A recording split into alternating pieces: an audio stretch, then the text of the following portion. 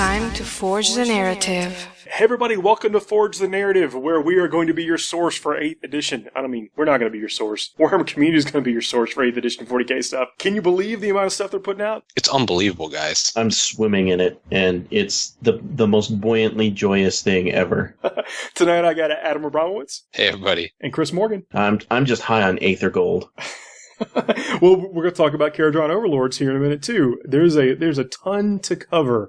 We're going to have a normal show today. I know we had the quick show, our reaction to the 8th edition news we got. It feels like forever ago, but it was just a few days. Well, for those of us who are still on like the 3rd edition schedule, like our bodies are kind of adapting to the news flow.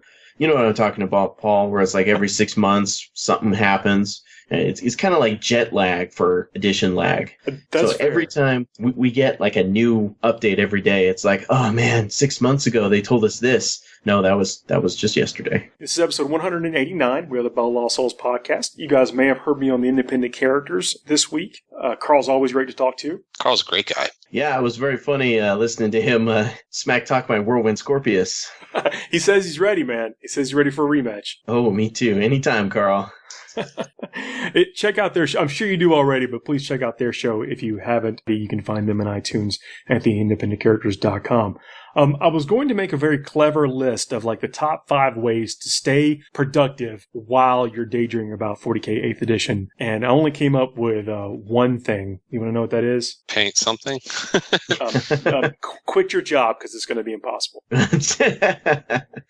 Okay, I can get behind that. I have been painting. I'm painting for Age of Sigmar, actually. You guys know, if you follow me on Twitter, you see my progress for the Sylvaneth. I'm currently working on some Kurnoth Hunters, and I just did a kit bash. I know I'm plugging lots of stuff, but the kit bash crew is actually a community of almost 700 folks at this point on Facebook. It's a Facebook group called the Kit Bash Crew, KITBASH, CREW, 2 words. And I just posted up a kit bash of what I'm using as a branch witch based off of the Slaughter Priest from the White Dwarf relaunch that everyone got. It actually looks pretty cool. Chris, thank you for sending me that.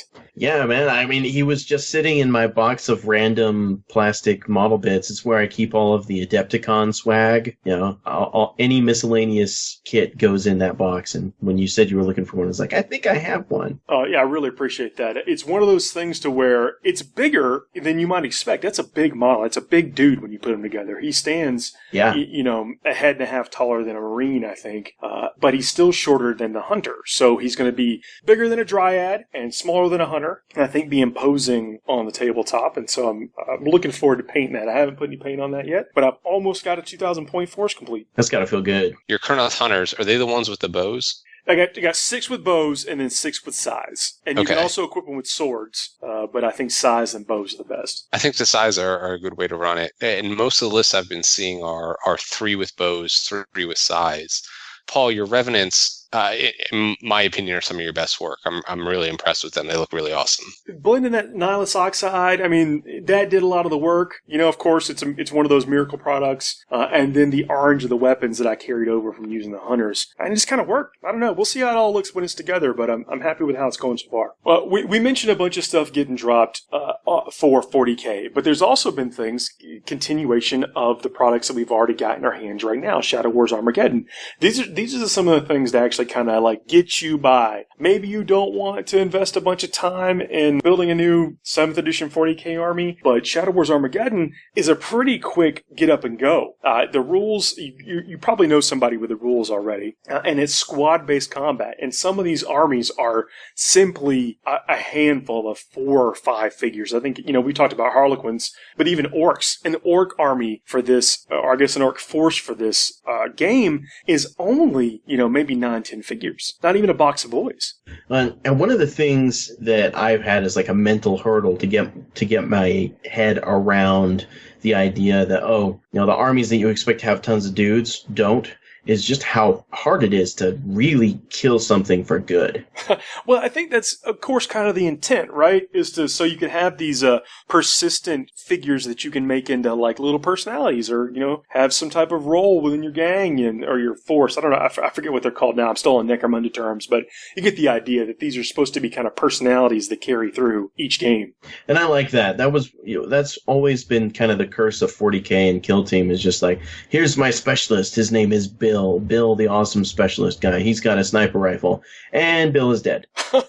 Well, Bill can now live on in this. But I think in the last couple of days, depending on when you're hearing this, they released multiplayer, I guess more than 2 players rules for Shadow War Armageddon on the Warhammer community site. And it's not a whole new rule set. What it is a couple of missions, but the big difference is how multiple combats work. I think that's one of the biggest things here, is that in multiple combats involving three or more players, the players whose turn it is currently decides which order the fighters will fight. However, they cannot choose for 2 enemy fighters to fight each other, and this will often mean that their fighter must fight 2 opponents in succession. Yeah, and the guy who goes last, the guy who fights the Oni player last, he gets combat bonuses, presumably because he's just been like sitting back watching everybody take turns like rock'em sock'em robots in the face. Then the winner, he steps up, he's like, all right, here's my extra attack and my combat score because you're already worn down. I think it's really great of them to continue to support this stuff. And we haven't talked about Blood Bowl in a while, too, but Forge World is still producing some amazing Blood Bowl figures to support that game.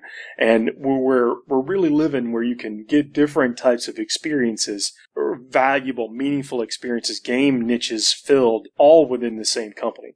Yeah, didn't a Bretonian team just come out? Are they Bretonian or just another flavor of humans in general, like an Empire team? How they feel very Bretonian in that they're all shiny and not spiky at all. Like the shiny Shinersons or something, I think is what it is. Yeah, the shiny Shinersons. Something paladins of whatever. But I was reading their description and I thought, well, GW, you're sending me some mixed messages here, because basically what you're saying is these guys follow the rules, but they also don't win games. Well, sometimes you can't follow the rules in Blood Bowl. You just got to bring out a chainsaw and go to work. No, see, and that's when I look at the dwarf team that's got that like semi-tank death roller thing. It reminds me of. It is a death roller. Yeah, it reminds me of like you remember the old 5th edition orc death rollers on the battle wagons? Do you remember those, Paul? Oh yeah. They just like run people over and mulch them. This thing's been a staple in Blood Bowl for a long time, and it's gone through really kind of different iterations. And this is one of the cooler ones, though. I mean, they've all looked cool, but I like the way this one turned out. I just don't know how they keep their beards out of the grinder.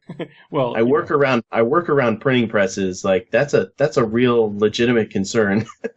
I bet they have whole manuals on that.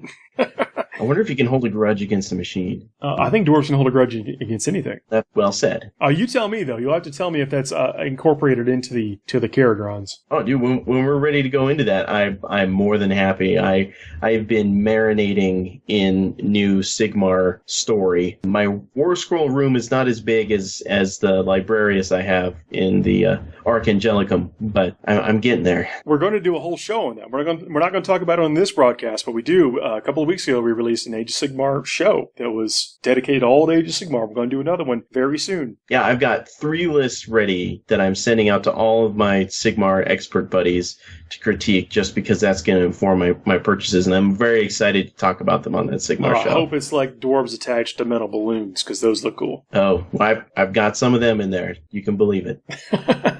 Okay. I'm not bursting your bubble. Oh, good Lord. Well, if you listened to the last show, you kind of got an idea of everything we got from the live Q&A for 40k 8th edition. And we've had a few more actual truths released specifically from Games Workshop. They have promised, I shouldn't say promised, they've said they're going to put out routine, hopefully daily updates leading up to whenever we're going to get this new edition. Well, so far so good. I mean, who knows how long it's going to be till the new edition is out. But every day they've had something that has had basically my Facebook notifications are thinking of going on strike. I have a prediction. I think maybe this coming week, by the time you hear this, if not the following weekend's White Dwarf will have all 12 pages of 40k rulebooks. That's my prediction. Don't hold me to it, but that's what I think is going to happen. Well, because GW is all about anniversaries. Even if it's wishful thinking, I'm on board with you. I absolutely hope so. Yesterday, I'd love to see it. Yeah, yesterday we got some stats. Now we saw some unit stats. We saw a Dreadnought, we saw Attack Marine, we saw Gilliman and Terminators. It's a safe bet, right? Release the Space Marine stuff first because it's the most generic, the easiest baseline. I mean, everyone's familiar with the colloquial MEQ, Marine equivalent sort of shorthand that people talk about online when they're discussing lists. So it makes total sense for them to be like, this gun that everybody knows what a bolt gun is. Everybody knows what a Space Marine stat line is. This is what it's going to look like, and kind of guess fairly accurately how their stuff is going to turn out if they play Filthy Xenos. It's actually the 30th anniversary of Warhammer 40k. And who is the poster child of Warhammer 40k? None other than the Space Marines. And they have to be at the forefront here. Well, what I was surprised to see was that the Marine had a movement of 5 inches. I think that the Marine had a movement of 6. The Terminators had a movement of 5. My apologies. Yes, Marine's movement is 6. That was surprising to me because now look, I've only got my old age and to fall back on from experience from when the last time we had movement values. I believed that the Marines didn't move 6. I could be wrong. I thought it was a 4 or 5 movement rate for Marines, and then Eldar were faster, like inherently, like a Guardian moves 6 or something like that. But Gilliman's back, so they're riled up, they're ready to go. Maybe they get a little more pep in their step. Yeah, they have to. Well, I remember in the article itself, it mentions how a Guardsman will not run as fast as an Eldar, who will not run as fast as a Hormigaunt.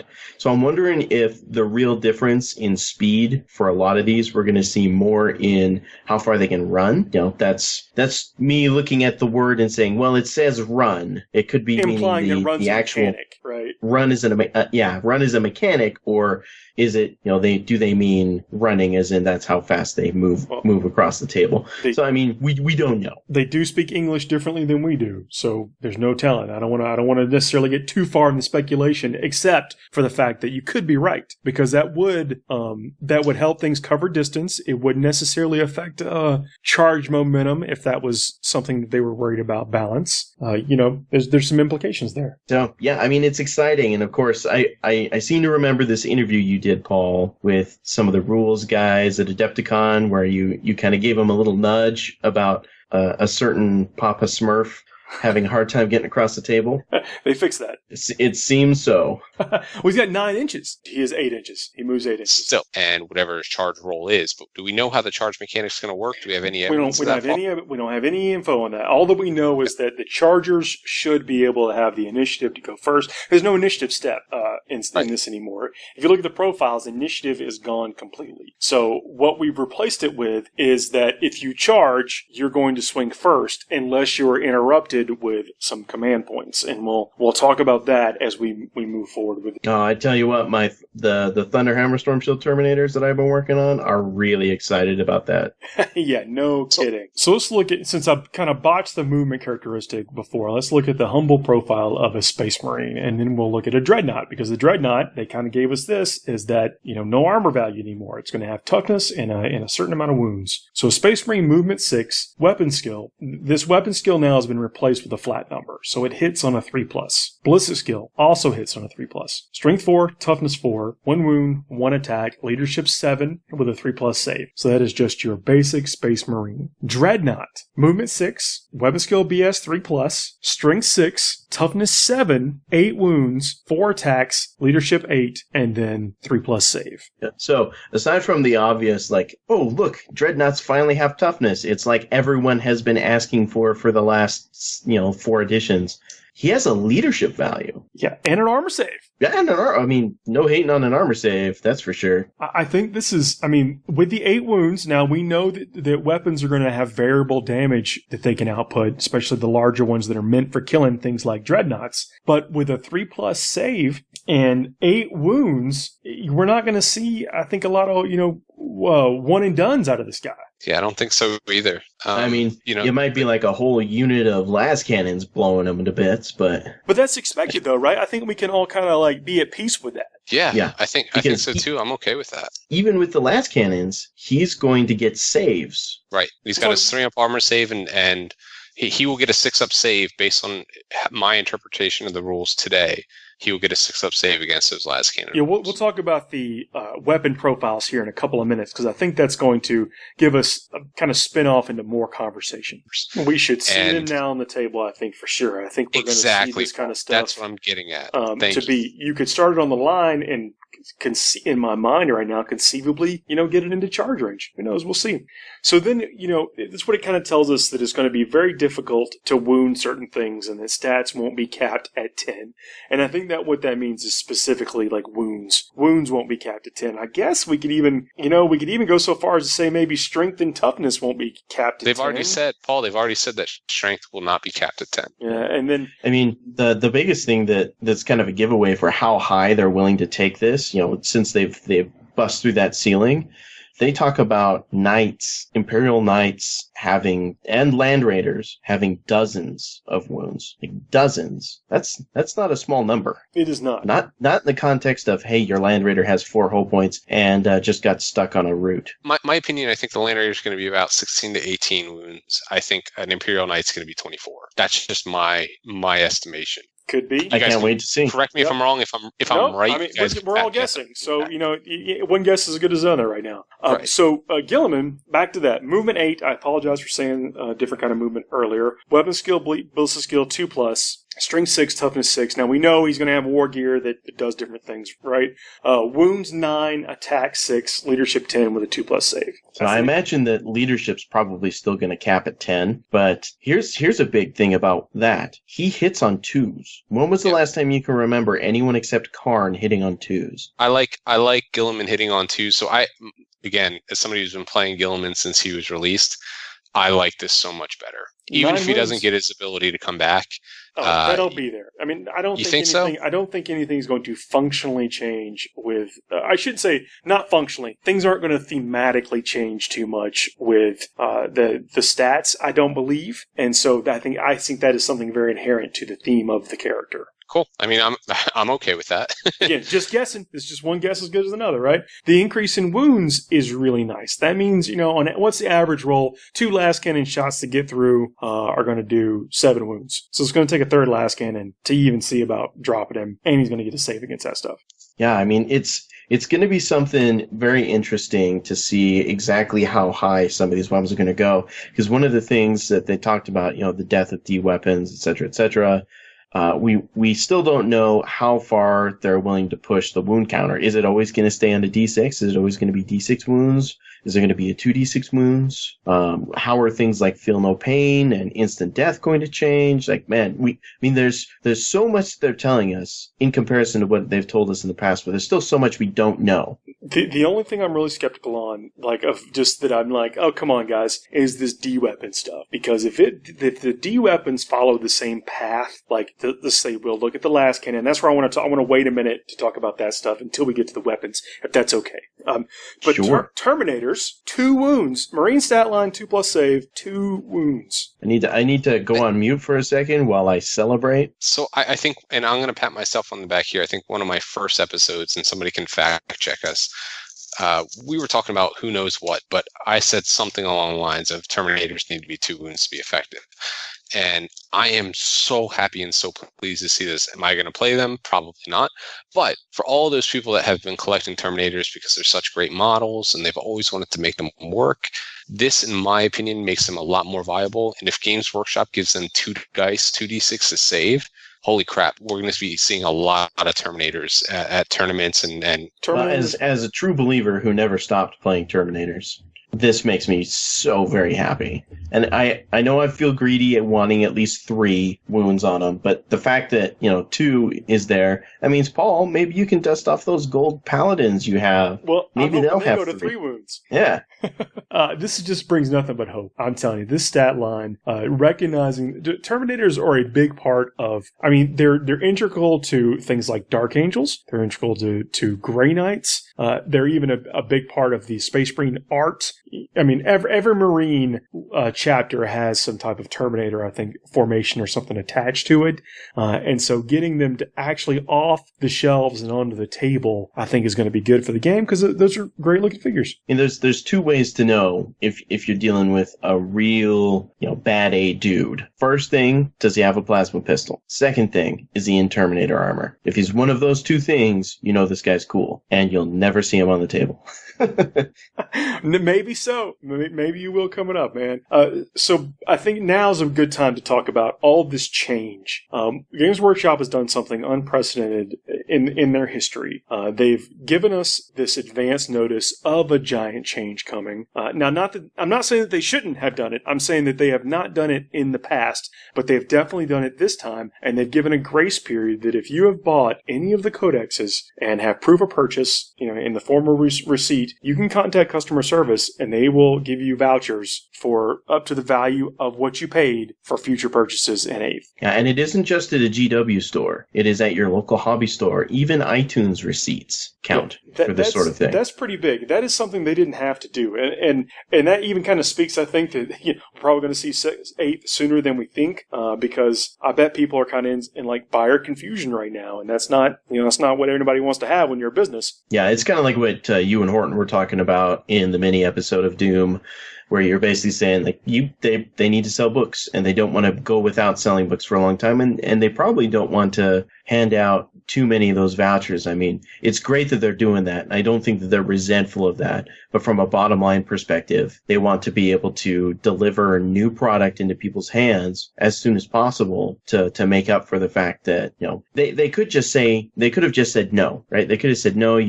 Haha, gotcha, suckers. Or 4 weeks from the release date or whatever. No, they're making it 8 weeks from the announcement from a few days ago. Again, it feels like forever ago, but it was just a little while ago. You can claim this benefit, which I think is awesome. Yeah. Good on them for doing that. I'm very happy that they are. I'm just so encouraged by a lot of what I'm seeing on their customer service and their community interaction, and we've been singing their praises for a long time now, but they haven't disappointed us. Yeah, and then we're taking just a kind of a break from our normal fare of talking about efficiencies and strategies and that side of the hobby, because it's going to be very difficult to kind of put this all together until we get more of a picture. So if you guys listening can just kind of indulge us on the fan side. I mean, not that we are not all gushing about this, but really excited, and it's going to be cool to talk about this kind of stuff leading up to whenever we do get some real concrete info. And that's kind of an interesting thing for me, because I am running a GT coming up here locally at the Salt Lake Gaming Con, and the GT is in July, and the plan was, well, we're just going to play 7th no matter what. But if they keep progressing this fast and we get an announcement for New Hammer in enough time to prep for it, I might just switch it over to start the new thing right away. I mean, I kind of want to give people time, because I know people like to build lists in advance, right? And 7th edition isn't dead yet. We shouldn't bury it before it's dead. This isn't Monty Python. So what do you think? What do you guys think about that? As event attendees and organizers, tell me how you feel about, do you want to play it as soon as it drops? Man, or do you want, I'm the wrong person the to buffer? ask for your I want to play it personally. I want to play it as soon as it drops, and kind of stuff. We've got ATC around the corner. I know it's really early to be talking about it, but it's really not. I think ATC always gets the butt end of the stick when it comes to GW releases, because new releases are always within 3 to 4 weeks right before the event starts. I want to play 8th edition. I'll play any edition that they want me to, but I really want to play the new edition. So we've been fanboys of everything. Obviously, we were huge fans of 7th edition. We liked where everything went. We were big believers in Rulebook 40k. But if you look at all of the websites, Bella Lost Souls, any of the other ones that are out there, and you look through the comments, when could you have seen such positive response regarding Warhammer 40,000 as we have seen in the past? I think there's definitely reason to be hopeful right now, and just from what we've seen, it looks like that there is kind of a call to make more things playable, and I think that their idea, at least one of the visions behind this release, is to make everything playable. They've got a whole line of products at the base of it. at the brass tacks, they have a whole line of products. I'm willing to bet that not everything moves in a way similar to the thing next to it on the shelf. And a way to make everybody have more fun is to utilize all the different toys on the shelf. Well, and let me just mention how I have been speaking to my brother. My brother's been out of the game since the beginning of 6th edition. And I've been trying to get him to play the game with me again for a long time. And I've been very persistent at it. But it wasn't until some of these announcements started coming out that he started getting back interested in it. And I know not everybody's going to be happy about what's going on, right? We kind of take that for granted when we're talking about it. But the fact and Chris, that, if I can also mention, there's just going to be some people that just voice their displeasure, even if they're going to buy at the same rate that we do. Yeah, or people that never had any intention of buying that just feel like raining on everybody's parade.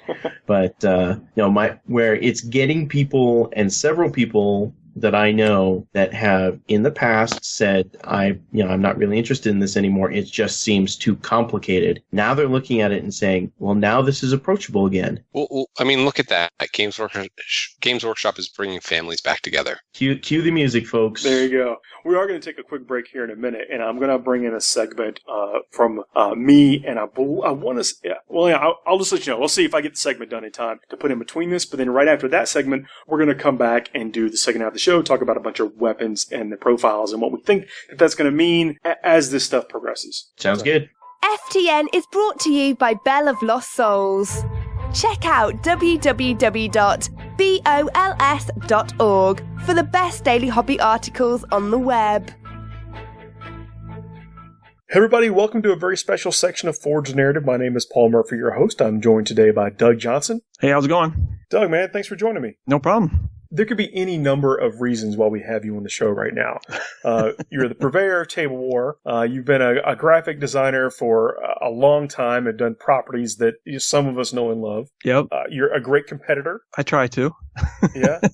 I mean, any number of reasons. But I want to talk to you today specifically about, of course, Tablewar. I was actually just discussing a couple days ago with someone about how that Tablewar is definitely a premium product. You get a lot of I guess value and options built into one thing that happens to also store your army and travel. Well, yeah, we have the cases, and then of course I'm the creator of the Fat Mat as well. So there is the Tablewar cases, which is the army transport case, the mats, the fat mats, and then now the macro mats for photographing your stuff as well. It's a premium, especially premium quality, amazing products. Thank you.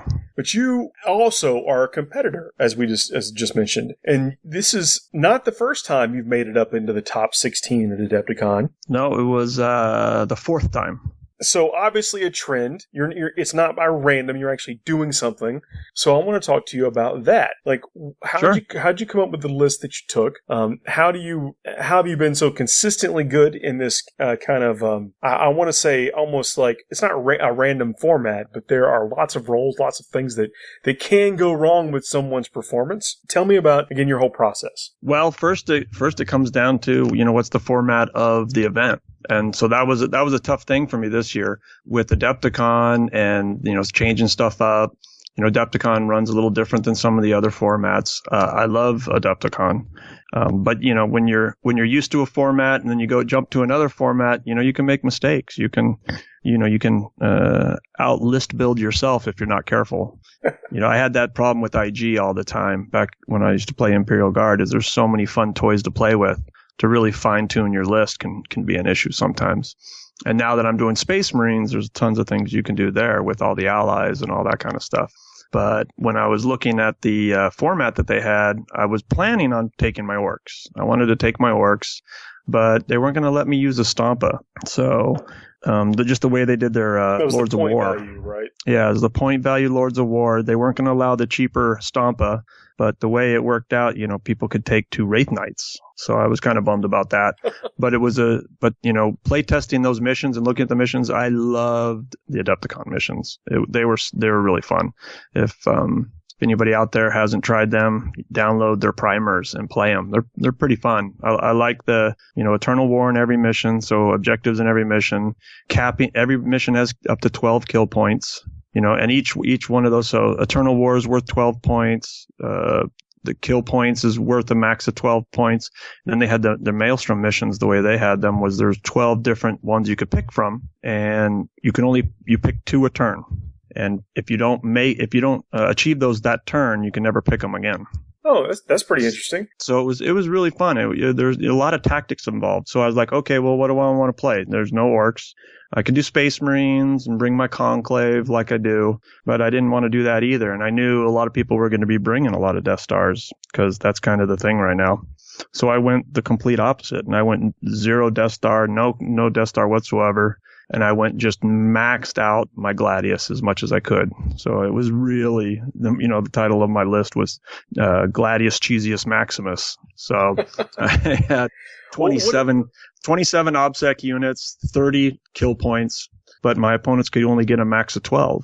Well, So, I mean, I'm not even going to fault or say anything about the list design. I think it's very well done and plays to the format with a maximum on kill points. Why not get as many as you can, and why not pay for as few of them as possible? right. So, I knew I'd be giving up the kill point part of that at probably every game, right? But I would also be getting some kill points. So it was how many points ahead are they going to be on me on that one? Where, the Eternal War with a lot of the Death Stars, a lot of non-OBSEC formations out there, having all that OBSEC on those objectives was going to give me the advantage on the Eternal War part. And then also, at least half of the Maelstrom missions, had to do with capping objectives, a certain amount of objectives. And if you looked at the Maelstrom missions, prior to, deployment, there's a lot of tactics involved in where you put those objectives, because you get more, like one of them, you got 2 points if you could hold 2 objectives outside of your deployment zone, let's say. So I think on average they had 2, sometimes 3 of those Maelstrom missions were 2 points each. The rest were all 1. So there's a lot of tactics there, and because I was seeing all the potential for tactics, I was like, all right, I'm gonna run a lot, a heavy, OBSEC heavy kill point list, but it's going to give me the ability to really have some fun with some tactics and try to manipulate the board and manipulate the game and kind of the flow of the game with all these Death Stars. Now, all my testing that I did beforehand was all against Xenos armies, Eldar and the new Eldar. What is it? The Super Wraith Knights, Scatach Wraith Knights. Yanari, the blood for yes, the new Gathering Storm. You need Yanari. Yeah, all those. Yep. So I practiced against that, and I practiced against some Riptide Wing stuff. And then I ended up playing all Imperial Death Stars for every game I played was versus an Imperial Death Star. So Celestine in every list. Either a Bike Star with Iron Hands, or I did play against a 5 Centurion squad with, I don't know, I think there were like 9 independent characters in it. Competing on that level, though, people are looking for value. And so, of course, they're going to pick these things. I mean, we know what you took, and I think it's fair to assume other people are going to take something similar. Absolutely. So, knowing that people are going to bring stuff like that, I knew I had to play a certain kind of game, a little bit of a cagey game. I don't want to throw I want to spread some stuff out, manipulate them, draw them into an area that maybe doesn't have the objectives in it, stuff like that with their Death Stars. Round 2, I lost it in a super close game. You want to present like a sweet basket of kill points for them to pick up that's nowhere near an objective. Right. Yeah. So, you draw them away from the, I'm running the White Scars formation, so I can outflank if I wanted to, which was nice on the Hammer and Anvil mission, because then I just swarmed both sides. I made sure I put all of my objectives outside of my deployment zone, so I could max out on those 2 point Maelstroms as well. So all my games were close. They were fun. It was tough at times, but after I lost round 2, I was under the assumption it was like the win-loss draw, right? So it's like, oh, okay, I lost, I'm out. And then I went to my third game, and I kind of played really loose and stupid and scouted forward even though he was going first, because I'm like, whatever, it's over. And he's like, no, it's not. And I'm like, what are you talking about? He's like, it's battle points this time. It's not win-loss draw. We're both totally in it. Did you get a lot of points in your last game that you lost? I was like, oh yeah, I got a ton. I got quite a few. He's like, yeah, we're both in it. And I'm like, uh-oh. and I had to like recheck the board. I'm like, oh, how am I getting out of this one? But I fought back. I mean, he had the Death Star with bikes, Iron Hands, but he took the new Inquisition formation. I can't remember the name of it off the top of my head, where the troops keep coming back to, you know, on a 5-up. Castellan. Yeah, the Castellan. So he had that going for him. So he had a bunch of bikes, but a lot of my rhinos and razorbacks, mostly razorbacks, you know, 7 razorbacks in there, shooting a bunch of twin-linked heavy bolters at them. You know, he was rolling 1s and 2s. I was able to kill him. I did some silly moves at the beginning to try to get back and try to push him and keep him in his corner so I could slowly draw up to the objectives. And then I got him, and that was a tough fight back. Yeah, I think he felt pretty good until turn 4.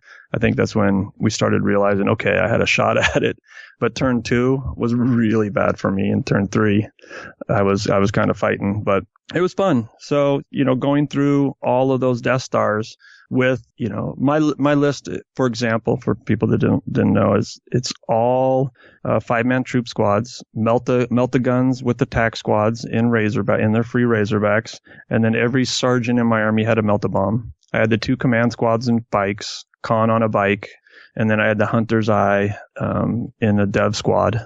So with my chaplain. So it was pretty good, you know, 2 dreadnoughts and drop pods, and then a 5-man squad with a Melta combi Melta and a drop pod. So I had 3 drop pods, and the rest was all Razorback and Rhino, 2 rhinos, 7 Razorbacks. I do prefer 2 the bike hybrid squads list with a few pods in there, just in case. Just in case. I mean, a couple times I'd have to throw them away if I just wanted to go for the nice thing is with the Maelstrom missions the way they are, if you got a null deployer or you have, you know, somebody that does just, you know, they have that Death Star out and that's it, turn 1, I can pick both or all 3 of those 2-point Maelstrom missions, or I can pick 2 of the 3, or sometimes if there was only 2, I could pick those 2 turn 1. With my scouting that I had and with the 2 drop pods, you know, I could grab those. So now, you know, it's his turn, you know, it's the bottom of 1 and I've already got 4 Maelstrom missions and I've got the board covered with OPSEC. So, you know, they've got a tough time coming back from that. So, you know, are you going for kill points against me? You know, that's not enough. You've got to be able to get those objectives. So it was tough for some of these Death Stars to deal with. I think that my game in the final was really close. I think people could listen to that and you going through the list and go, well, of course he did so well. But no, I mean, there's a lot of thought that goes into that, and people have to recognize that the opponent is also trying to do everything they possibly can to keep you from doing what you want to do. But it sounds like you had a really good mix of things in the army to counter threats, but more importantly, to move and navigate through the missions themselves. Exactly. You know, you can have, when you have that many kill points out there, you don't want to feed, you know, 4, 5, 6 a turn to one of those big giant Death Stars that could, you know, charge all that and take it on. That's kind of what happened to me round 5 in the finals. Was I was feeding him a unit that was really far away from the objectives, but it was, you know, one he could assault to, and it was about a 9-inch charge. Now there were 4 other units that were about 12 inches away, just over 11, right around 11, 12 inches away. And basically he would need a 12-inch charge to make all those, and he did. So that was tough. That was tough. I had I tried to tank shock and do a little horseshoe surround on him to keep him in the corner away from the objectives. Unfortunately, you know, he was running the Death Star with some summoning, and then I'm running the big, you know, massive kill point. So there was a lot of, you know, maneuvering going on. So we didn't get very far in our turn, unfortunately for me. But you know, that happens in tournaments too. So I'm not saying anything. It just happens. And I hope that's kind of a change that happens with 8th, is more games will finish. Because I had 1 game out of 5 go to completion. That's rough sometimes on both sides of it. It's rough, you know. I made this list because of that. You know, when I have 27 OBSEC units, it's up to my opponent to go faster, right? And I don't really have a lot to do maneuver wise, as long as I'm repositioning my Razorbacks and my Rhinos. Usually the guys stay inside. A couple times, I jump everybody out, do a bunch of shooting, jump them back in, and drive away. That kind of stuff. Yep. So a lot. When I took out my summoning. I took out my conclave, so I didn't have to worry about the psychic phase. So I wasn't too worried about that. I was throwing everything on the board most of the times. So, and I was usually just driving around with my Rhinos and Razorbacks, with two small bike squads.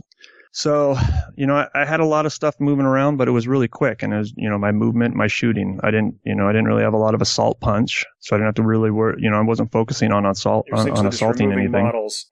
In that yeah. situation. So, just using my tactical doctrines properly. That was it. That was key. A couple times, just making sure I was in position, jumping everybody out so I could get all that twin link double shot stuff going.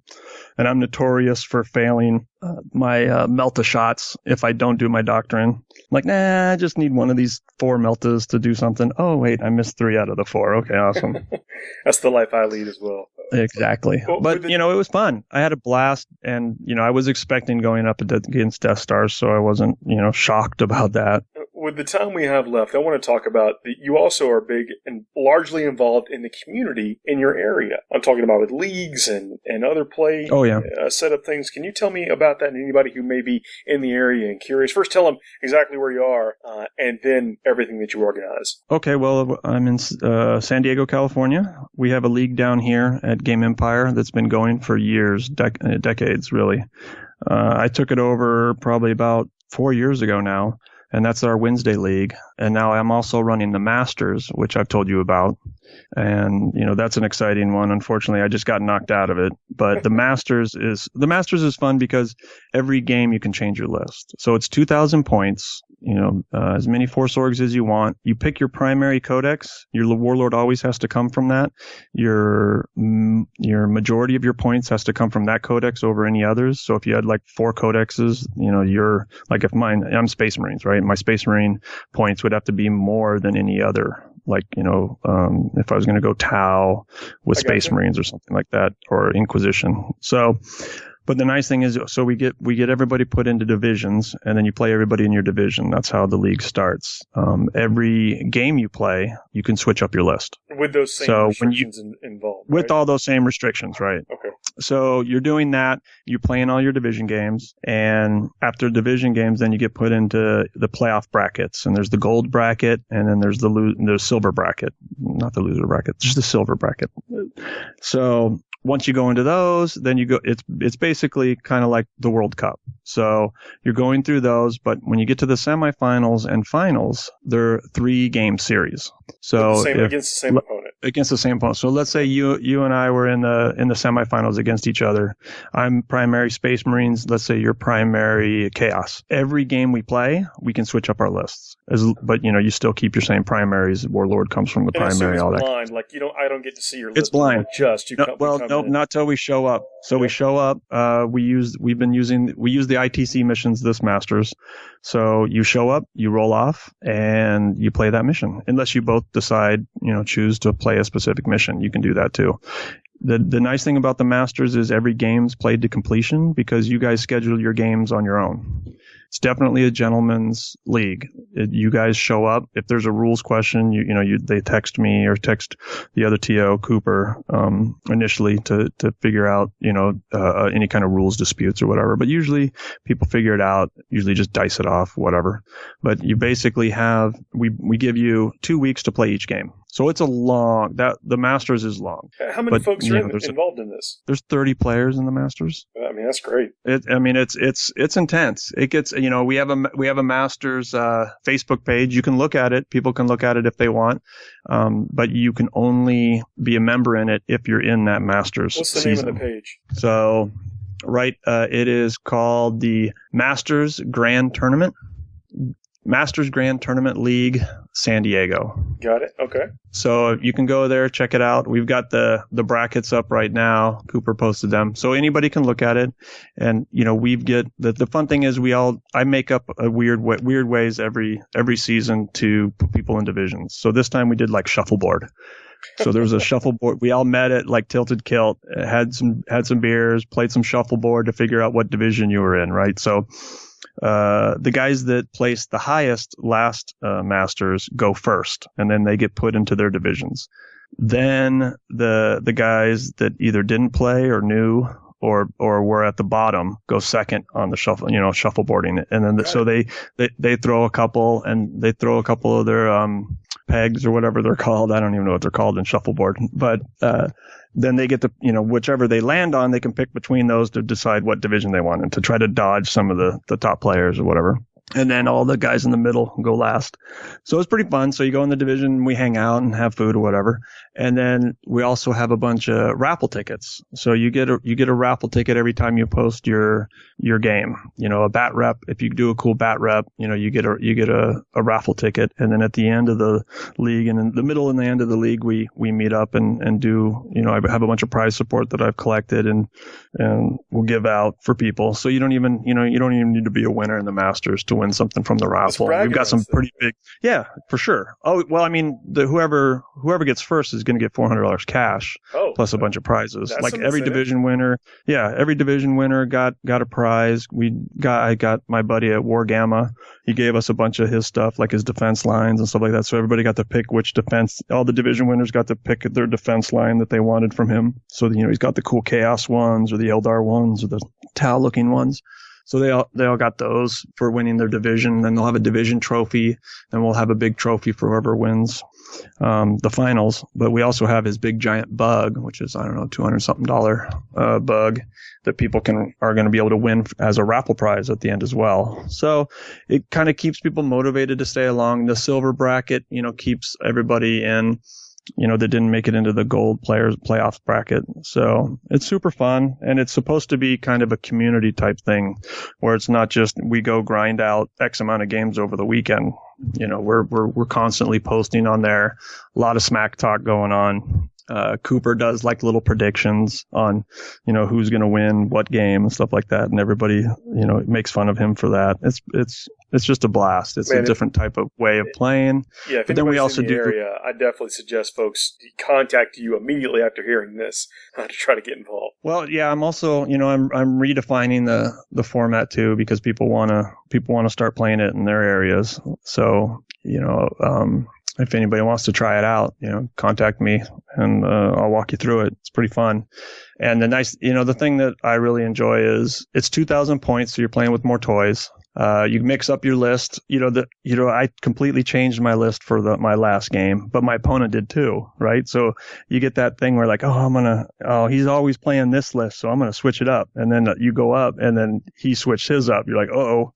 But it's still, the dynamics of it is really fun because you really are building these lists that you would never take to, LVO or Adepticon, right? Where you've got to do the most ultimate list you can against, you don't know what you're going to come up against, right? It's the all-comers lists.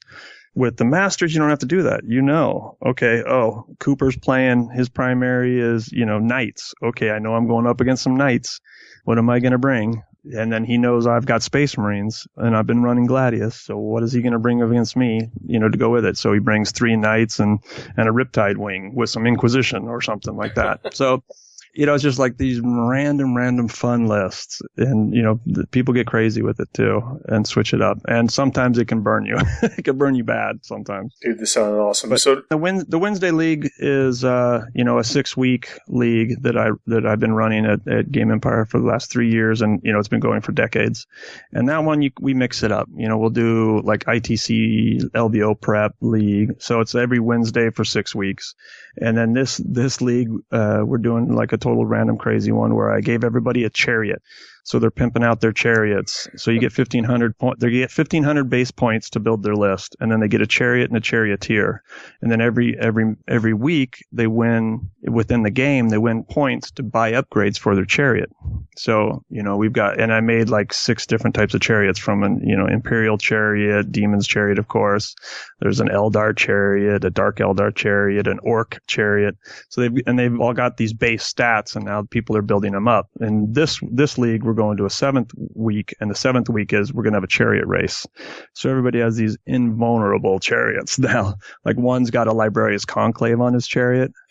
Another one's got a monstrous creature with the black mace on his chariot. There's a couple demon chariots. Yeah, so there's all these crazy chariots going on, and it's gonna be this giant race on 3 of the fat mats. So it's up and back again, and I've got all these different stats and different things that are gonna happen with the race. So they're going to be shooting each other. Like some of the chariots have sponson upgrades on them.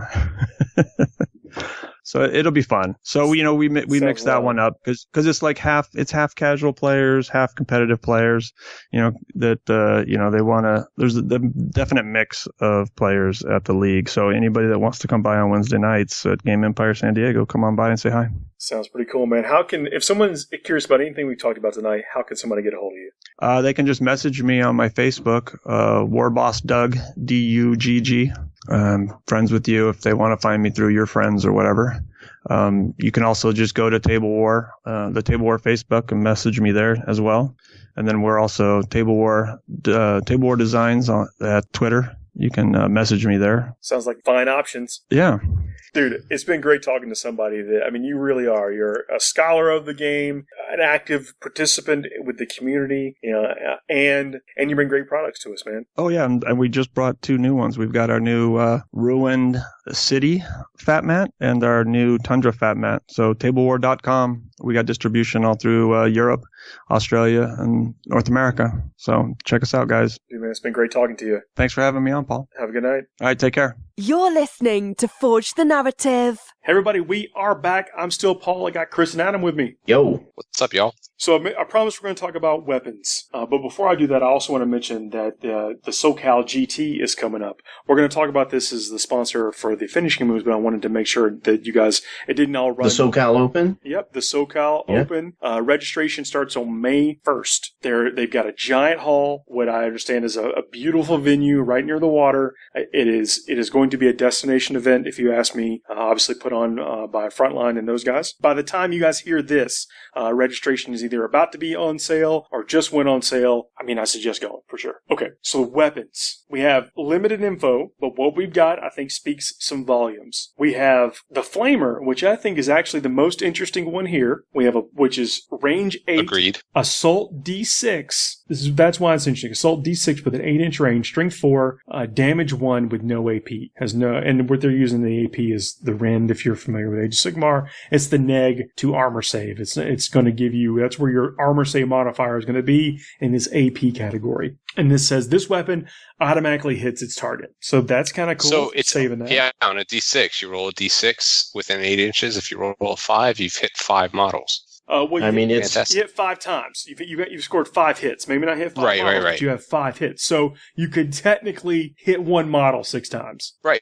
That is an interesting point right there, Paul. The fact that, hey, now you're basically just giving someone a Promethean bath and seeing how long they last. Hosing them down, right? Yep.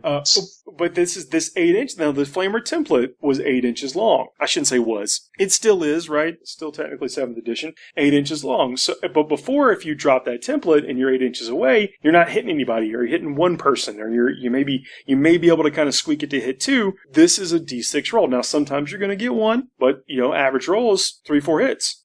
So one of the only things that, in my opinion, and I've been playing a lot of Flamers, heavy Flamers in my lists, is that now I can't clip other units if I need to. I can't manipulate the template, which could be a good thing. Well, I think it's good for playability. I think we can all agree that we've all done it. I'm not saying there's like an unspoken rule that it was okay, that was sporting. You know what I'm saying, right? I think everyone's got a little bit of the feel bads from that. I feel you. But I think that's a small price to pay for getting that maximum effect, even at the longest range. I mean, you do what you got to do, man. Right? Like to get that effect out, you do what you need to. I think that the D6 here at that max range is going to be. This is a magnitude of efficiency increase to the Humble Flamer. As we mentioned, seemingly you could even hit a single model D6 times. That means, you could put 6 wounds on a dreadnought. Is it happening? No. But that's what it seems like you might be able to do. Well, just think about the mighty Pyrovore.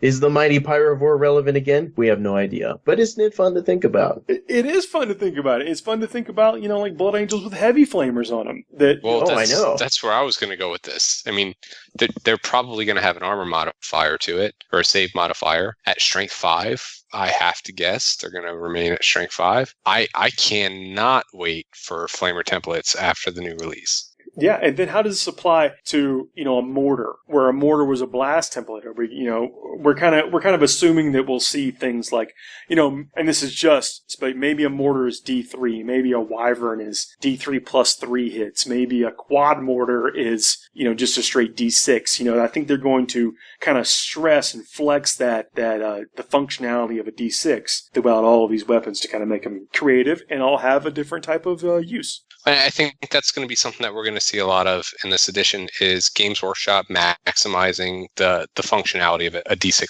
dice, in my opinion. Because a lot of publications have come out in the past year that have said, why is this game still being played on a D6? And I think this is their answer. Just watch how we manipulate this D6 dice to make it fun and interactive and interesting. So the bolt gun is also kind of interesting here. It's 24 inches and says rapid fire 1. I guess we can speculate what that rapid fire 1 means. Strength 4, damage 1. And that's kind of interesting. Is you wonder what rapid fire 1 means, and without something to compare it to, and without really understanding how rapid fire weapons are going to work, it makes me wonder how that's going to influence things like charging, how that's going to influence things like how many shots you get at a certain range. Do you remember, was it 4th edition, Paul, where if you shot your pistol, you could shoot it like twice within 12 inches, but you couldn't charge, or you could shoot it once and then charge. Stationary, you could shoot your pistol twice. Yeah, like there's a couple different paths that they have walked in that could be they could be walking those paths again, exploring those rules opportunities one more time. Is there going to be a rapid fire die? Maybe you roll, it's like an old sustained fire die type deal. I mean, Fury of the Legion? Yes, please. Who knows? I mean, but it's where a sustained fire used to have a 1, 2, 3 and a jam on it. And that was how many hits you did from your sustained fire. You rolled the jam, then your weapon. I'm not saying we're going to see that here. I'm just saying that could signify its own type of die. It could be its own type of roll. Or maybe that just means, if you stand still, then you fire twice. Who knows? Questions abound. Yeah. So the last cannon here, 48-inch range, heavy 1. And maybe that's what it, maybe it's the rapid fire 1 means that you can rapid fire, but you don't charge, whatever. We can infer things we don't know until we see it. Strength 9, AP -3, so that means a -3 to your save, and then damage is D6. Insane. Now here's what surprises me about it. I was expecting to see ranges on weapons decrease a bit, just as a way of compensating for what they've said was going to be a re-emphasis on assault. Not so much that they're trying to make assault better than shooting, right? But just so that the shorter something range is, the more likely you can get over there. But I also think, believe it or not, they say that things are going to die quicker in this game. I think there's more survivability to some degree. And my theory is that the points costs for upgrades like a las cannon or a grav cannon, again, we don't know. We can theorize what a grav cannon is going to be. We did that all day this morning between the guys on the show in our chat. But we have no idea what the las cannon is going to cost in the new edition. If you look at the way Shadow Wars is set up and the way that the points rubric works, I mean, a las cannon would be a pretty hefty feat in the new I don't edition. think we're going to see that swing. I think it's supposed to represent the scarcity of a las cannon in that environment. I think we're still going to see it in comparable to what we see it now in point wise in 40k. Well, what I like about it is it's only affecting the one model that gets hit. So you're not shooting a las cannon, rolling a 6, and being like, "Haha, that's 6 dead guardsmen." No, the movie Marines from 10, 15. I was going to say 10 years ago. Heck, it might have been 15 at this point. That they released a joke list of if the Marines were in an action sci-fi movie, what would their weapons and stats be? So like 10 Marines was 2,000 points, and las cannons they beamed across the table and hit everything in their path. Oh, it's like that old Space Marine game. You could shoot through walls with the las cannon and hit the people hiding behind cover. That was I agree with you, Chris. Like, I think it's great that that's the way the last cannon's going to work, but I also think it does speed up play. It's just kind of like, all right, I'll roll anything but a 6. I pick up this model. There's nothing else to fight, worry, or argue over.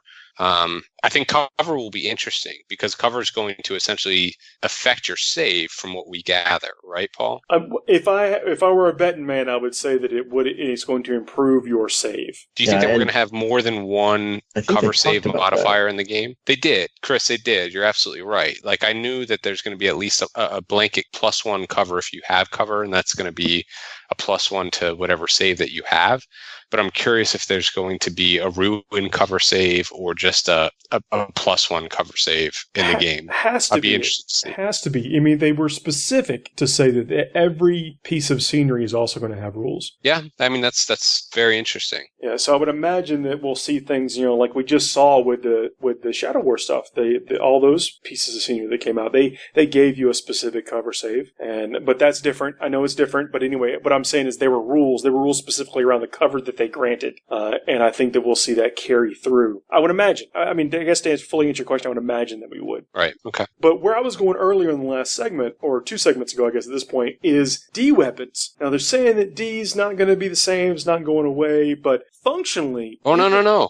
Paul, a game designer tweeted that D does not exist in the new edition. Okay. Bear with me. Hold out. Okay. So if we go with the same line of thinking that a las cannon is strength 9, -3, and D6 wounds, but yet a D cannon. Oh, we're going to be talking about a Wraith cannon now?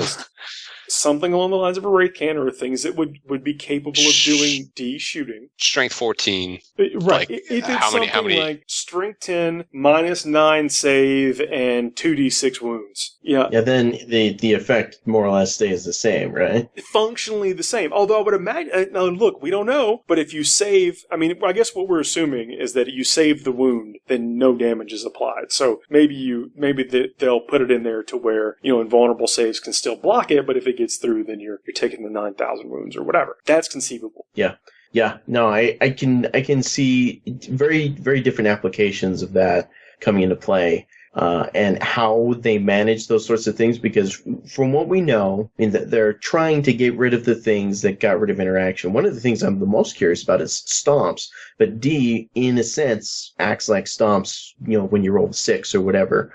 I wonder how they're going to manage those sorts of things. Like anything Stomp that even exists, though. Like, yeah, do we know that Stomp is going to even be there? We don't know. It's just a matter of like how are we going to manage these things that I suppose. I mean, the role of the Stomp really was to get rid of the Death Star, right? But Death Stars aren't going to exist either. So, I don't even know. Do you think that they developed Stomps to get rid of Death Stars? Do you think that's why? I think that's what Stomps ended up doing. Stomps were a good way of saying this creature's a big bad mamma jamma and he does stuff on the table. So. I'm just questioning Chris's comment because it sounded like he was saying that Games Workshop intuitively and purposefully introduced Stomp to get rid of Death Stars. No, that's why Stomp in comped play was always left alone. Right. Is that you look at places like the ITC, several of the different tournament packets I've seen, they'll modify your D, your range D, but stomps and D in melee combat, they stay the same. And the reason for that was they wanted something that could get rid of Death Stars. They being more of a tournament organizer, because GW has come out and said, they didn't even think that Death Stars were going to happen. That was not something that they built into the game intentionally. My bad. All right, so with the idea that they said that things are going to be keyword driven, and this is where the future of some of our strategy talks is probably going to be around keywords. Yeah, I think keywords is going to be the new hot topic.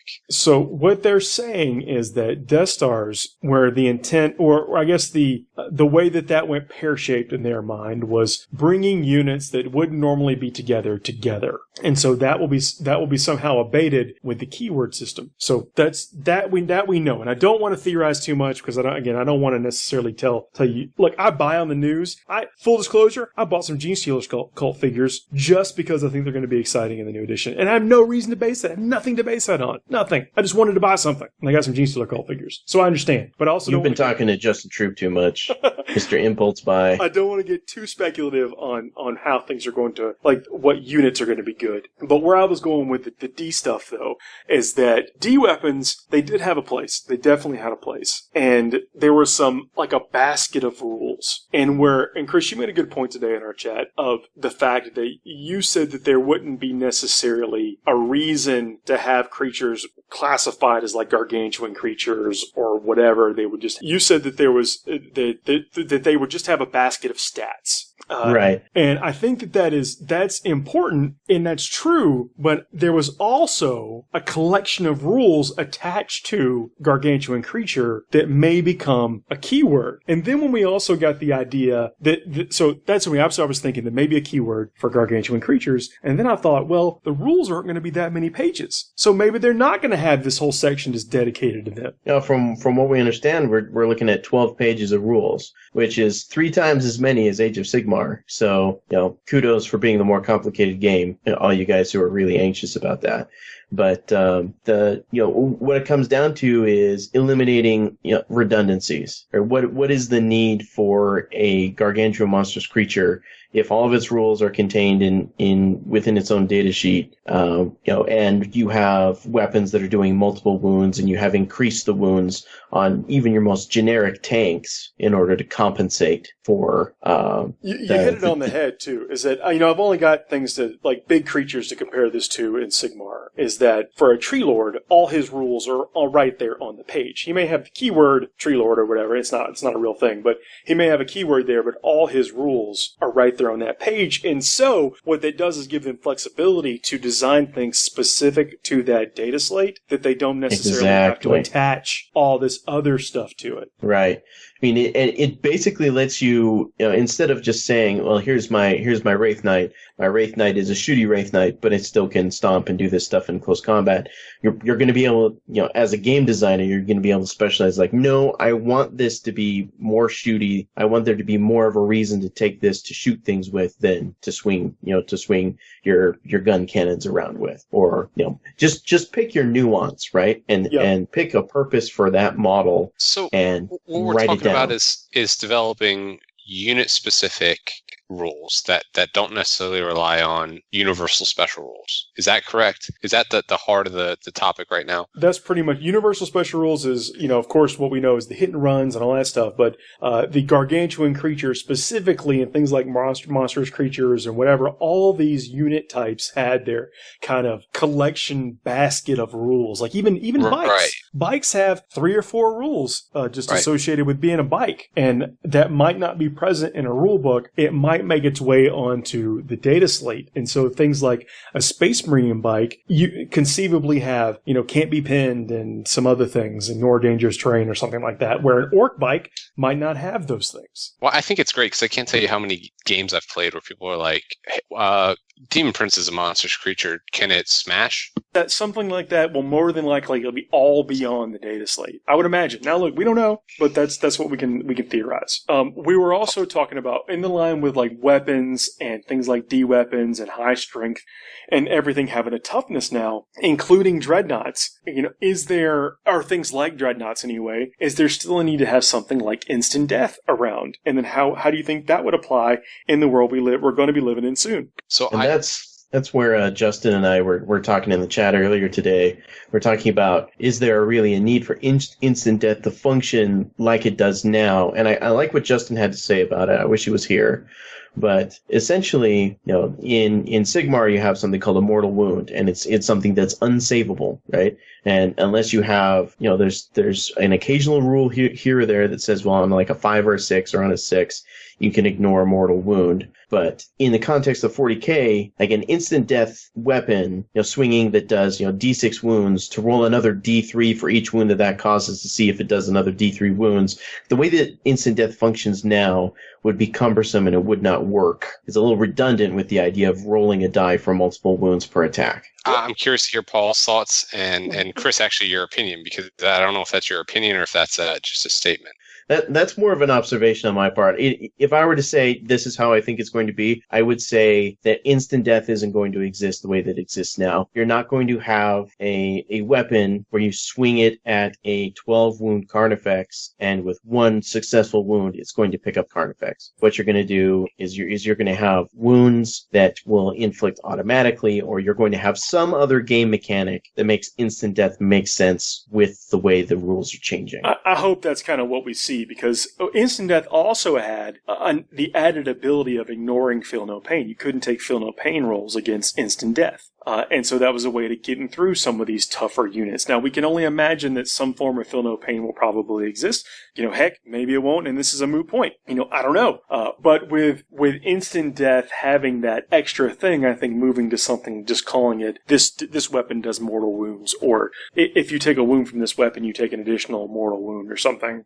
I think that, and then having its own, 40k word to it or whatever, may be a little cleaner solution. I think they're going to try and eliminate as many steps as possible. It's part of streamlining gameplay. Like they're saying that a full match at a 2,000 point level should take 2 hours or less. I mean, the less times you make someone roll a die, the less you have to worry about something like that. I hope so. And this is, of course, we're talking about the complexities and the strategies and theorizing and all this kind of stuff, but I think it's going to be a much cleaner and faster game. And that means we get to play more, and that the generalship of the actual player is going to come out more and have a bigger determining factor in the victory. That's what I hope for the most, is based on what I've seen.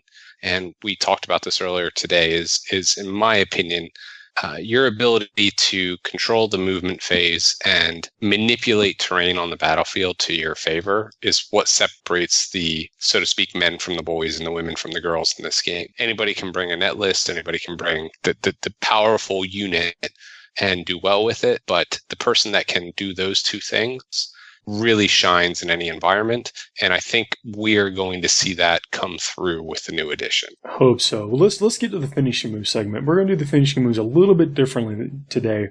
We're going to maybe do a series on preparing a brand new army. I can see a lot of people wanting to change it up a bit, or maybe alter what their current build is and start to build something totally fresh. Hold on, are you trying to say that people might be playing new armies soon? I think that this is going to be an inspiration for people that just to be enthusiastic enough to try things. And of course, the efficiencies are going to change. So yes, I am definitely saying that. I was definitely maybe. Yeah. I don't know if I'll be necessarily building that, but I say that with also mentioning that I just got some figures on an impulse, and I know for a fact I'll be doing something different.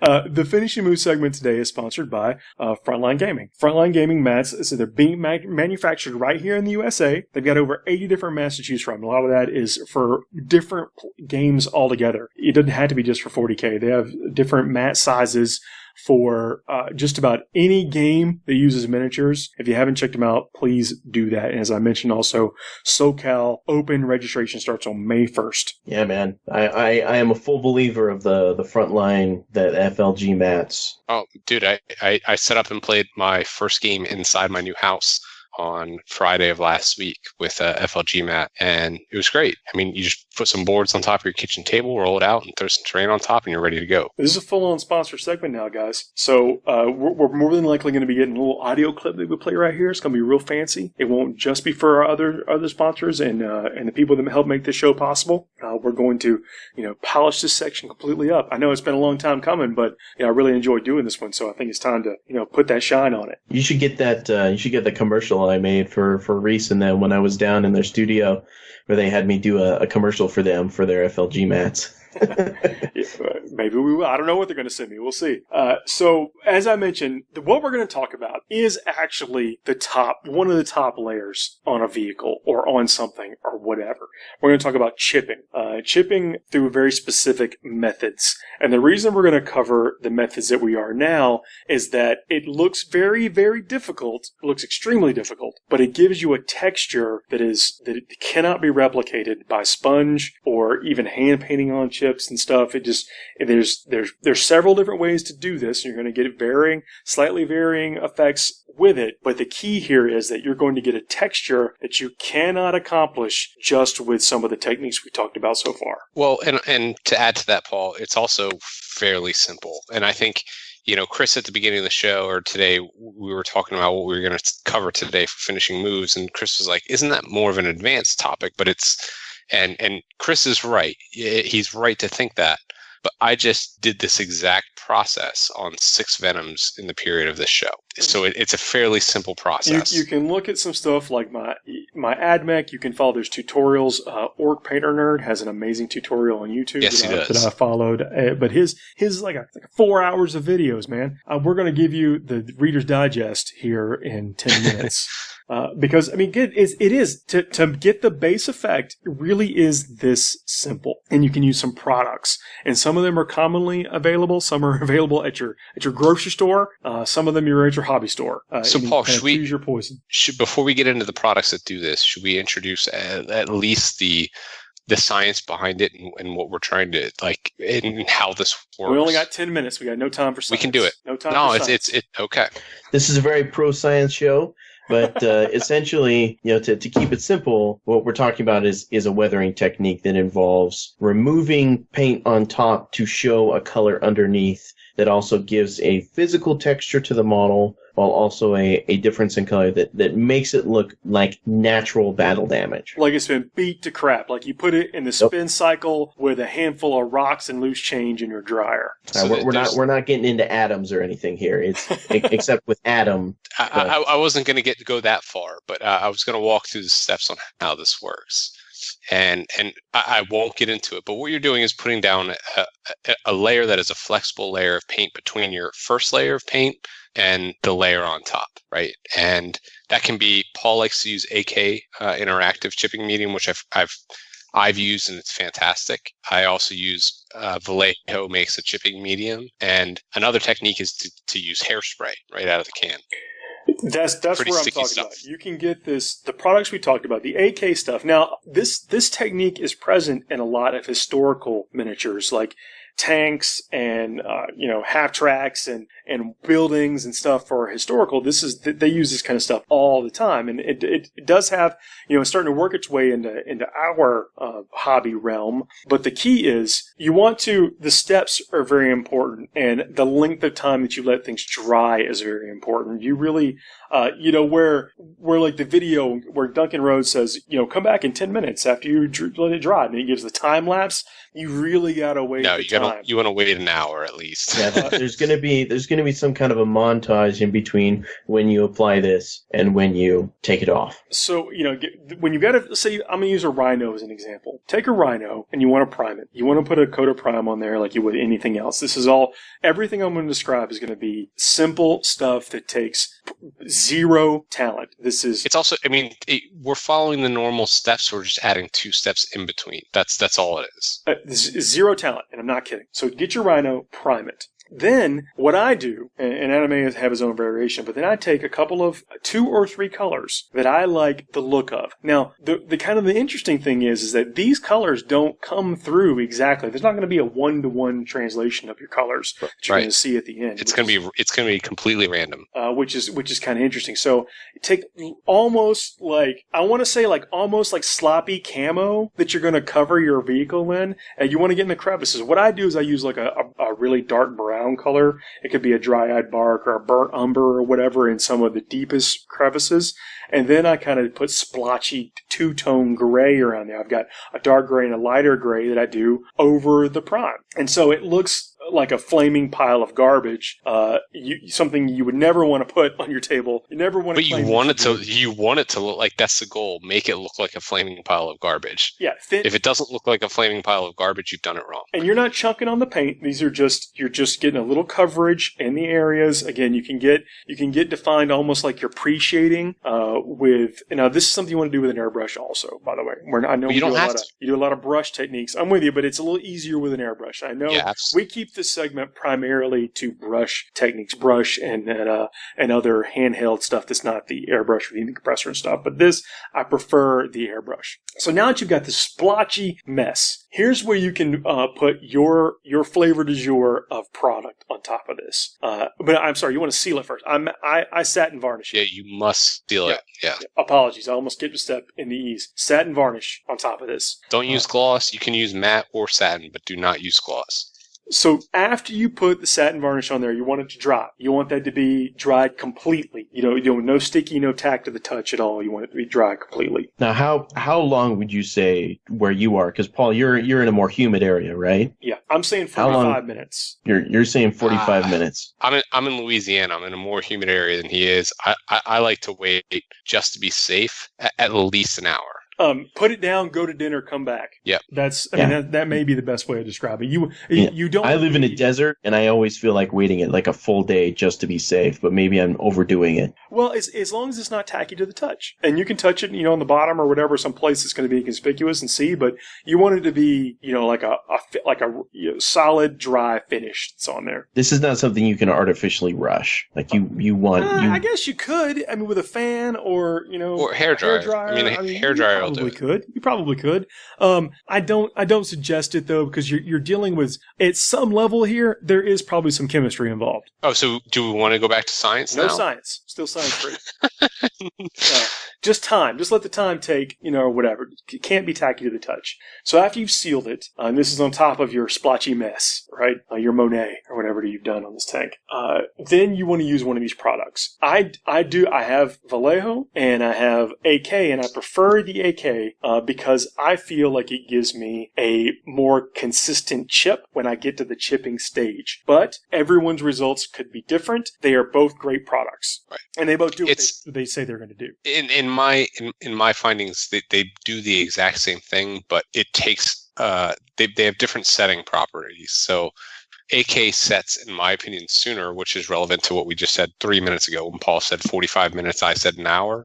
In about an hour, the Vallejo product will set to the same effect that AK will. So after you spray it, now you could also mean at your hobby store, you might only have one product or the other, or at your preferred online dealer, they may only have one product or the other. But this is the step you'd also could use your hairspray.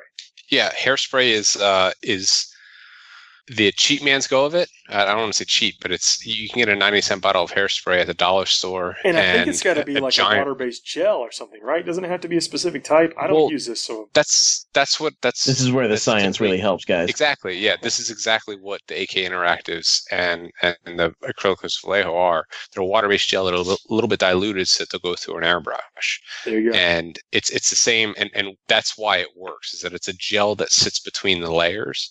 And you can wipe away the gel. But here's the thing. You need to add water to reactivate the gel because the gel will sit. It's almost like a silicone layer in between. We're almost there. We're almost to the point where we're talking about that. But that's where, if you're going to use hairspray, make sure it is a water-based gel hairspray. It should say that on the container. I think, anyway, it's not going to be a mystery, but you might not want to buy it online because you might not be able to tell it's what you need for that. So then, after you've applied this coat of your product, that to me is why I'm saying it's easy to use. You follow me so far? Well, hold on. It's easy to use because all you're doing is applying a layer of the product. That's it. That's it. You're applying and time. Product. It's product and time. That's it. It's a 2-part ratio. Sounds good. So now you've let that dry. So now you put on your coat of whatever your top coat of your paint is. And then if you're using Ultramarines blue, it's that. If you're using Lothran blue like I was using for the Admech, that's what it is. Then you simply coat the vehicle for your top coat. Easy, right? Well, hold on. I mean, it can be more than just your top coat, especially if we're working with the airbrush. It's because you can't. That's the one thing. You cannot dry brush over this, or else you'll wipe all of your work away. But if you're working with an airbrush, you can do your base coat, your mid-tone, and your highlight over top of this medium, whether it's hairspray, AK, or Vallejo, and then jump into what Paul's about to start talking about. Well, this is where, you can take it from here, because I use a toothbrush now at this point. After that dries completely, then I get a little bit of bowl of water and a toothbrush, put the toothbrush in the water, and you just kind of start to work away, almost like you're not scrubbing, like you're trying to really get rid of something, but you can kind of almost, make little circles or rub across certain areas of the tank, and that water activates the gel, starts to loosen the top coat of paint, and so then you're starting to get this variation and see these chips appear. So first of all, don't use the toothbrush that you're going to brush your teeth with. Let's just get that one out. That's a very good point. I fully endorse that point right there. I like to use, there's 4 tools that I like to use, and you don't need to use all 4 of them. They all produce similar results, but depends on the size of the vehicle, in my opinion. But the toothbrush, like Paul was saying, toothpicks, have them handy. You can make some really great and very realistic scratches with them. If you have an old dry brush, or if you want to take a brush that's just old and dwindled away before you throw it in the trash, cut it down with a pair of scissors so you've got some rough bristles. That works very well. And a Q-tip. Because once you put the water on top and you get your effect going, you want to stop the chemical reaction that's happening, that's reactivating the gel underneath. So you want to wipe away as much water as you can. But you can also use a Q-tip to apply water. Dip the Q-tip in water and put it on top of the model before you get after it with your brush, your toothbrush, or your toothpick. And what you're going to see the difference in the layers. Like it's still just layers of paint, right? But you are going to see this texture that we're talking about start to appear, because you're going to have these gouges, these what looks like aeons of wear on a vehicle. Yeah, I like to think of how I saw Mr. Justin do it when he was doing his weathering class with us down here in Salt Lake. Where he just took the toothbrush, and he took it was a tank chassis he was using as an example, and he just started wailing on it like it was a spider that needed to death by toothbrush. He just started wailing on it, and you could see, because he picked a different section of the tank for each tool that he was using, kind of like what I was talking about, using a toothpick to create some scratches. And what it really did is it did that thing that your lady friend always hates about the kitchen counter. It's like, oh, this is, the edge here, or the paint is peeling off of like the floorboards or whatever, and you can see the 10 layers that the previous owners of the house used. Like it is that effect that you're getting on your miniatures, and it's not just something that you're looking at and you has a visual texture. It has a texture as you touch too. It makes it look really authentic. Yeah, and I think what it really comes down to, and going back to what Paul was saying earlier, is what you apply as your base coat before you seal and before you apply this medium. And you have to give some thought to this. And we've talked about color balance on the show. We've talked about color theory. I really like to use metallics underneath, and I like to use metallics with a plain, like if I'm using a dark color, for example, I'm doing a dark Elder Army for Michael, who's in Georgia, listener of the show. I base coated with Vallejo primer gray and just threw some copper over top of that in random areas. And that's the thing. You don't want to put too much thought into where you're putting this copper down, because you want it to be randomized. You do. So when you start pulling, you want it like a reveal at the end. And exactly. It's going to have a much more organic pattern, like it was sitting somewhere for 500 years or something. Exactly. And you start pulling it away, and you're going to say, oh, I see copper in this instance. And then as you pull it away more, you see some of that gray-white color. And it's like, holy crap, this looks really good. Like, this looks like real weathering. This looks like this has been through the warp and back, and paint was peeled off as it was re-entering the atmosphere of whatever planet they were resurfacing. And it's a really cool effect.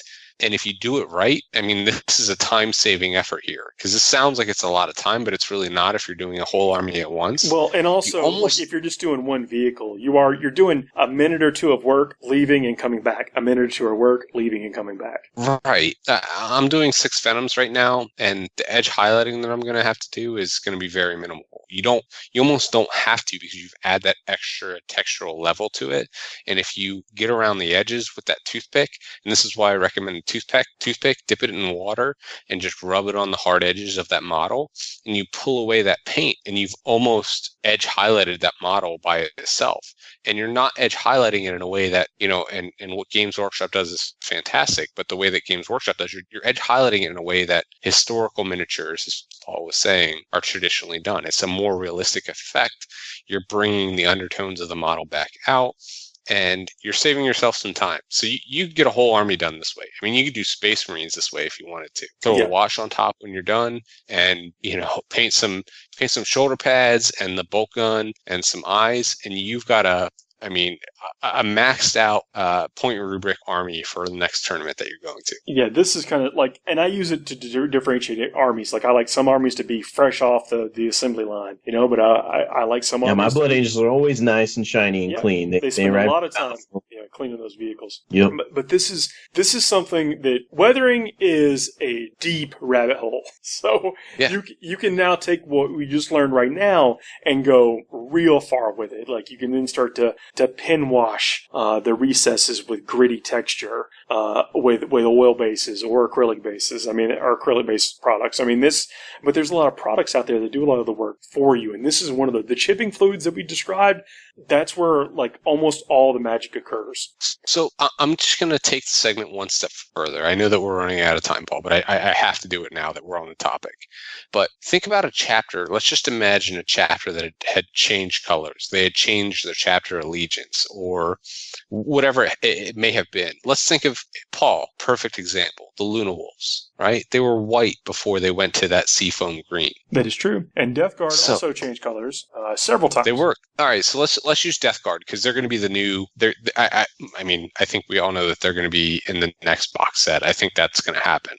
We know that they're coming, but seems reasonable. So what were they called, Chris? Before they were the Dusk Raiders. For which ones? Death Guard. Death Guard. The Death Guard, yeah, Dusk Raiders. They had a red, sort of a half red shoulder pad kind of look to them. Look, a real nice looking scheme. Red and it was gray. like I think it was one arm was like a dark red and gray. And just imagine a Dusk Raider or Rhino for a second, because that's an easy example.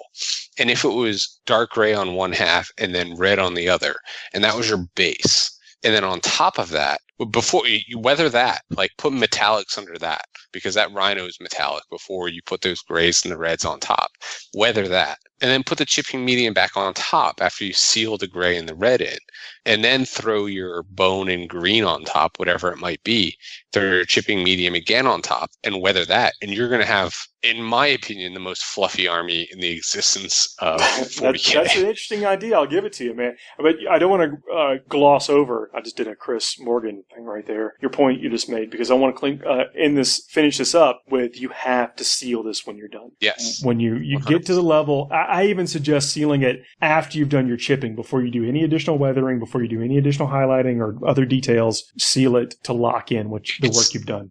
Paul's absolutely correct, because the chipping gel, I think is what we're going to call it now, that medium that you're using is very fragile, and any application of moisture to it will manipulate its texture on the model itself. So, you go back in and do your edge highlight and you get a little heavy with it, it will start moving paint away. And you don't want that to happen. So seal it with a matte coat or a gloss coat, whatever you prefer. I recommend a matte coat or satin coat. Paul, I think you would recommend the same. Yeah, absolutely. I mean, whatever your finish is going to be that you're with the rest of your army. I prefer at this stage, until I know I'm going to put my final seal on there, I prefer a satin, because I think the paint flows, this is to me anyway, I think the paint flows a little bit better on a satin. It does. A satin's like a 70-30 version of gloss to matte. So there's a little bit of gloss in there that it allows the surface tension to allow the paint on the brush to flow a little bit smoother. So you're absolutely 100% correct. Guys, it's been a great show. We're going to wrap this up. I really appreciate you all gushing with me over 8th edition. That's going to be a consistent theme. I'm not going to make any apologies about it. It's going to be... We got at least 2 weeks of it, right? A lot of talk about 8th edition coming up, and then hopefully playing 8th edition pretty soon. And then, more to come, guys. And just wait till we get those army books in our hands, guys. Good night, everybody. See ya.